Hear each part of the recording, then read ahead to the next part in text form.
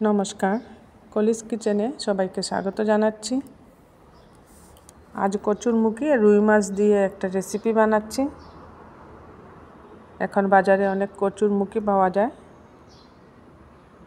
কচুরমুখীগুলোকে ধুয়ে পরিষ্কার করে নিয়েছি। এর মধ্যে অনেক মাটি থাকে, মাটিগুলো ছাড়িয়ে পরিষ্কার করে একটা কুকারে মুখীগুলো দিয়ে 2টা সিটি দিয়ে নেব। অনেক সময় কোনো কচুরমুখী গলা চুলকায়, এইভাবে কুকারে দিয়ে সিটি দিয়ে জলটা ফেলে দিলে আর গলা ধরবে না। সব কচুরমুখীগুলো কুকারে দিয়ে দিয়েছি, পরিমাণ মতো জল দিচ্ছি। এবার কুকারে এটাকে 2টা সিটি দিয়ে নামিয়ে নিয়েছি। ঠান্ডা করে এখন ছিলকা ছাড়িয়ে নিচ্ছি। এইভাবে মুখের ছিলকাগুলো ছাড়িয়ে নিতে হবে। এইভাবে বানালে গলা চুলকাবে না। মুখে অনেক সময় বেশি চুলকালে একটু তেঁতুল দিয়ে দিলে ভালো হয়। সিদ্ধের সময় যখন সিদ্ধ করব তখন এর মধ্যে 2 কুচ তেঁতুল দিয়ে সিদ্ধ করে নিলে আর গলা ধরার কোনো ভয় থাকে না। এইভাবে সব মুখগুলোকে ছিলকা ছাড়িয়ে নিতে হবে।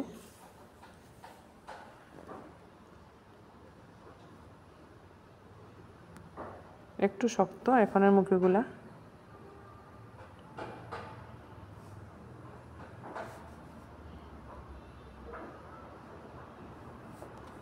গ্যাস জ্বালিয়ে একটা কড়াই বসিয়ে দিয়েছি। এর মধ্যে দিয়ে দিয়েছি সরষের তেল। এই সরষের তেলের মধ্যে আমি নুন হলুদ মাখিয়ে রাখা রুই মাছগুলো ফ্রাই করে নিচ্ছি। রুই মাছ দিয়ে বানাবো কচুরমুখী।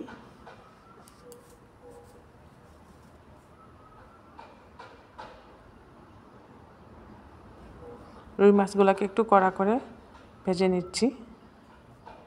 ঝোল রেসিপির মধ্যে রুই মাছ একটু কড়া করে ভেজে দিলে ভালো লাগে। একদিক হয়ে গেছে, অপর দিকটা উল্টে দিচ্ছি।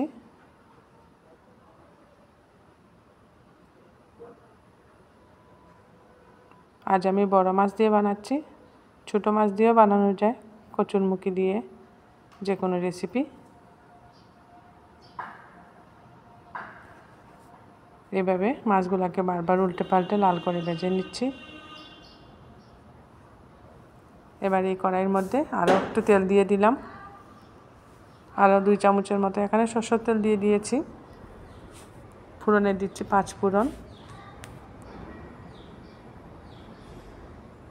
5 ফোড়ন দিয়ে বানালে ভালো লাগে মাছে আর কচুরমুখী দিয়ে যে রেসিপিটা বানাচ্ছি। 5 ফোড়ন হলে ভালো হয়, গন্ধটাও সুন্দর আসে এই রেসিপিটা। অনেকে পেঁয়াজ দিয়েও বানিয়ে থাকেন। পেঁয়াজ দিয়ে বানালে একটু অন্যরকম গন্ধ হয়। 5 ফোড়নটা দিয়ে ফোড়ন দেওয়ার পর এবার যে মুখীগুলো ছিলকা ছাড়িয়ে রেখেছিলাম এগুলোকে আমি ছোট করে কেটে নিয়েছি। এই কাটা মুখীগুলো দিয়ে দিচ্ছি তেলের মধ্যে, আর বাকি মশলাগুলোও দিয়ে দিচ্ছি। হলুদের গুঁড়া দিচ্ছি 1 চামচের মতো, জিরে গুঁড়া আর লঙ্কার গুঁড়া দিয়েছি। এখানে ধনে গুঁড়া দেই নাই, আর লঙ্কা গুঁড়াটা একটু বেশি দিয়েছি, একটু ঝাল ঝাল হবে এই রেসিপিটা। পরিমাণ মতো লবণও দিয়ে দিয়েছি।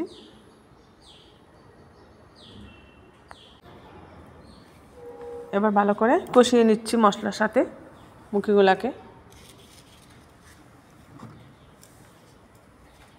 ভালো করে কষাতে হবে।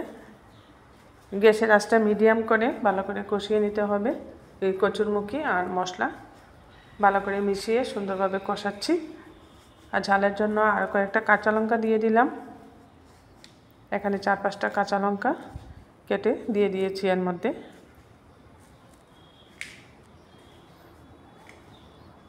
এই কচুরমুখীর রেসিপি ঝাল হলে খেতে ভালো লাগে, আর যেহেতু মাছ দিয়ে বানাচ্ছি একটু ঝাল ঝাল ভালো লাগবে ভাতের সাথে খেতে। কাঁচা লঙ্কা দিয়েও আর একটু সময় ভালো করে কষাচ্ছি। মুখী যেহেতু সিদ্ধ করা আছে বেশি সময় লাগবে না এই রান্নাটা করতে। আপনারা মুখে সিদ্ধ না করে ছিলকা ছাড়িয়ে একসাথে তেলের মধ্যে দিয়েও বানিয়ে নিতে পারেন। মশলা কষানোর পর এখানে জল দিয়ে দিলাম পরিমাণ মতো। ঝুলঝুল রেসিপি হবে, এর জন্য জলটা একটু বেশি দিয়েছি।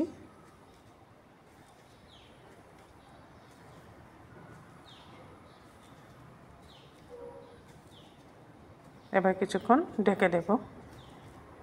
5 থেকে 7 মিনিট ঢেকে দিয়েছি। 5 থেকে 7 মিনিট পর ঢাকাটা খুলে দেখে নিচ্ছি মুখিগুলা সিদ্ধ হয়ে গেছে। এমনিতে সিদ্ধ করাই ছিল, তবু একটু শক্ত ছিল, এটাও সম্পূর্ণরূপে সিদ্ধ হয়ে গেছে। এখন ভেজে রাখা মাছ দিয়ে দিচ্ছি।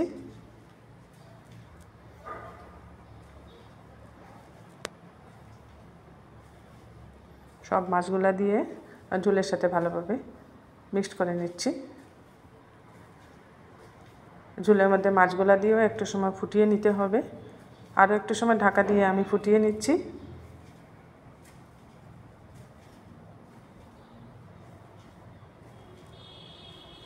তৈরি হয়ে গেছে কচুরমুখী দিয়ে রুই মাছের একটা ঝোল রেসিপি। আমার এই কচুরমুখীর রেসিপিটা আপনাদের ভালো লাগলে বানিয়ে খাবেন, কমেন্টে জানাবেন কীরকম হলো।